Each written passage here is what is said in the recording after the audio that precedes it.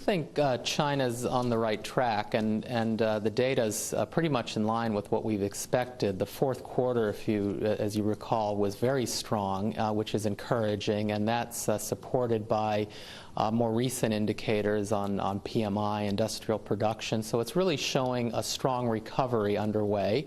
The authorities surprised markets in mid-January by announcing a hike in the reserve requirement. In our view, that marks the beginning of a gradual tightening cycle, which we think is appropriate given the very rapid credit growth that's gone on, risks of asset price bubbles, and gradually rising inflation. So I think the picture's becoming clearer, and maybe we're starting to see some evidence that that monetary tightening, reining in of credit growth, is beginning to slow things down.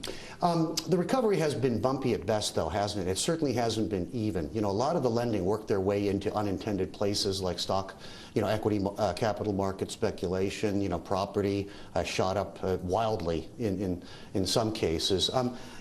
Do they have all the tools in place right now to sort of shimmy everything down without letting things, jump off over the cliff? Well, they seem to be on top of this, and they've got a lot of tools at their disposal. But your question highlights the risks facing the near-term outlook. On the one hand, it's the risk of overheating. Very rapid credit growth that I mentioned. You mentioned the increase in property prices. That's a concern to the authorities, no doubt. At the same time, they're mindful that the global recovery is very weak and uneven at best, and we're seeing that now with events playing out in Europe.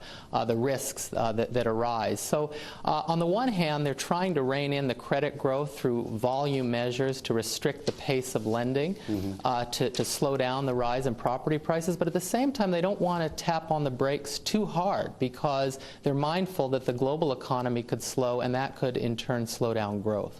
The latest batch of inflation figures have shown relief in some cases. It's obviously not spiraling out of control.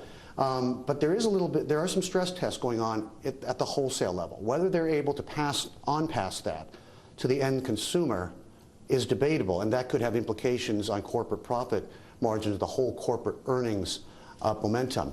And add to that, as long as we're talking about inflation, there's another school of thought that says that inflation hasn't even begun. It's the proverbial tip of the iceberg. You're going to have serious, serious issues down the line. You share those? No, we think inflation is rising, but we think that it should remain manageable and within reasonable levels this year. We think inflation might come up on a year-on-year basis in the next few months because of base effects. We've also seen food price increases, not only in China but elsewhere in the region, beginning to feed through. But we think that there's enough spare capacity right now in China. Despite the high growth rates, potential growth is even higher. So we don't see underlying inflationary pressures building quite yet. And core inflation, which strips out energy and food prices, is roughly 0% year over year. So it's something to watch, but we think should be contained at this stage.